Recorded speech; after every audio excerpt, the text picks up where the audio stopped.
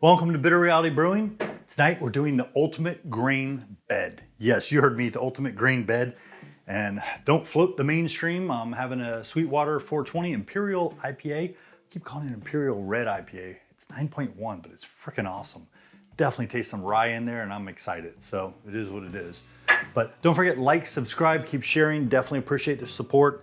If you haven't checked out the Mondays, I've been releasing videos every Monday and we've been doing home brewing book giveaways. And that's going very well. Got quite a few people here in the US, some New Zealanders, Australians winning. So, you know, everybody's up for grabs. It just is what it is. I've also got some vendors sending me some stuff to give away as, you know, Christmas approaches. So it's getting kind of exciting. So tonight, I just literally want to talk about grain beds. And I mean grain beds. That's it. When you're brewing and you need to build a nice mash grain bed, there you go. So the ultimate grain bed. I know a lot of home brewers have this problem with stuck mashes from time to time, especially when they first get going into all grain around the 5-6 gallon or larger batches. It's kind of common. I've been there, done that too many times early on. First, this video is not going to deep dive into the entire mash process, as I just want to cover the key points without getting overly complicated. I want to keep this simple for, you know, brand new brewers to intermediate, just nice and simple. First, we'll demystify two terms. One, lauter, comes from the German word ablauten or ablauten, meaning roughly to rinse off or purify. Sparge, which is a Latin term, spargere, which means to sprinkle or to scatter. So they kind of make sense to me, but it's just something to be aware of. So first, we want to build our grain bed the best possible way to be safe. And then we'll discuss how not to get a stuck mash, or if we do, what we do to fix it. So let's mash in. Wait, stop. It starts way before you mash in. And I know you're going, oh, I thought I just had to get my grains crushed and put them in. No, it starts way before you mash in. First, this is optional, but highly recommended. This is something I've done from time to time, and I'm starting to do it a little more regularly. But if you've heard of grain conditioning or malt conditioning, that's where you add distilled or spring, but I've been using distilled water since I'm doing my brewing salts and I want to keep everything balanced. 2% water to weight. So if you have 10 pounds of barley malt, you need 2% of whatever 10 pounds is and go from there. Should be, yeah, whatever. So 2%. And no, that's not 2 pounds. More like 0.2 pounds, but hey, 2% by weight. Don't do rye or flaked grains. Just trust me on that. Don't do it. Don't malt condition those. Please don't malt condition those. Malt conditioning, what it does is it helps to add a little moisture back to the husks so that when those husks that normally are dry and they either crush or shatter in little tiny pieces, instead they just kind of snap open and release their inner goodness and it's all nice and neat. Much better. It gives you a better grain bed while still releasing the yummies that are inside of each of those malts. So the crush, yes, let's go right into the crush. And when you do the malt conditioning, make sure you mix it in until it's just a little moist. You don't want it wet. It shouldn't stick to your hands anymore. It will initially. It should just be a little more humid per se. But the crush is a balancing game. I have a cereal crusher. I don't need a 3-roller monster crusher. The cereal roller has done a great job for me. Yes, did I want a monster roller? Yeah, but I'm good. So when you get into this balancing game, you need to understand that the finer the crush, the better your efficiencies will be, assuming you don't get a stuck mash. Yeah. If you do a coarser crush, you're going to get a better grain bed, but you might not get the same efficiencies. So it's kind of a trade-off. What works for me, and I use an Anvil foundry for the majority of what I brew, I do a 0.0375 of an inch crush for the majority of my grains. If I'm doing rye, I usually do a 0.025. Why? Because rye is smaller and not all grains are created equal. One crush does not work for every grain. So if you have a smaller or larger grain, you need to take that into consideration. And you're like, oh my God, this is getting so complex. It's not that bad. I promise you, it's not that bad. You're gonna have primarily everything right at one crush, and then you might have something outside of that, but it's not gonna be the mainstream, should we say. Let's go into rice hulls, because I've heard some people go, I've never used rice hulls, and other people going, oh my God, I gotta put a whole pound of rice hulls in here. Yeah, don't do that. Rice hulls, you should be using between 4 ounces to 8 ounces for an average 5-gallon batch. The best way of doing it, and this is how I used to do it, mix those rice hulls into your grains before you add them into your mash. If you want to get lazy, like I've been lately, you put them on top of the water before you mash in, and as you mash in and you're stirring your grains in, it's going to pull those rice hulls down, because those rice hulls will sink if they have weight. If they don't, they're gonna float all day long. So that's something to keep into consideration. You wanna avoid having a ton of rice hulls added. If you add them at the end of the mash, you're useless. It's not gonna help you. Yes, you're useless. Don't do that. Don't put all the rice hulls on the bottom. If you can try to find a way to do that, because like I said, they do float. But you wanna mix them in, and you wanna mix them in as much as possible. Rice hulls are most effective when they are spread throughout the grain bed.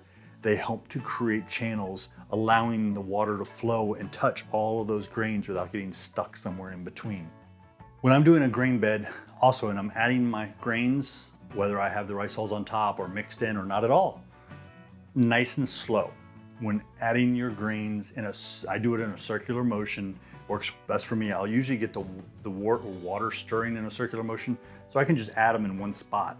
And as I'm adding them, they're being stirred around and I don't have to worry about it. And then I'll have my big old spoon with all the nice little holes in it, and I'll keep stirring. So that's how I get my grain bed going. Now, when you're done getting all your grains mashed in, before you start recirculation, if you do a recirculation, which I highly recommend, you should allow it to rest for 10 minutes. Yeah, I know. Palmer says 10 minutes, and some people say as much as 15. I'm guilty. I only allow about 7 minutes. I've looked at a lot of my videos and it's right at around 7 minutes. You know what though? It works for me. So I'm good. 10 minutes if it's not working for you, and if it's not, try 15, but 7 minutes works for me. 10 minutes is what's usually recommended by the majority of people. Just let the grain bed rest for a minute before you get moving and start doing everything and starting your recirculation. And like I said, if you are doing a recirculation, nice and slow is the key. Always try to maintain 1 inch of extra liquid on top of your grain bed. Sometimes it's hard to see if you have something that's spraying it around like on the anvil, but that's gonna help kind of keep the grains in suspension and keep them kind of floating around a little bit, but not getting knocked around too much. And that's what you're looking for. But you also don't want so much liquid that it's gonna push the grains down and create a stuck mash or a compacted grain bed. We don't want a compacted grain bed because what? That's a stuck mash. Another option that can be very helpful, and this is one that I've tried from time to time. I have gotten some off flavors once in a blue moon, but probably went a little longer than what they recommend, but hey, it is what it is.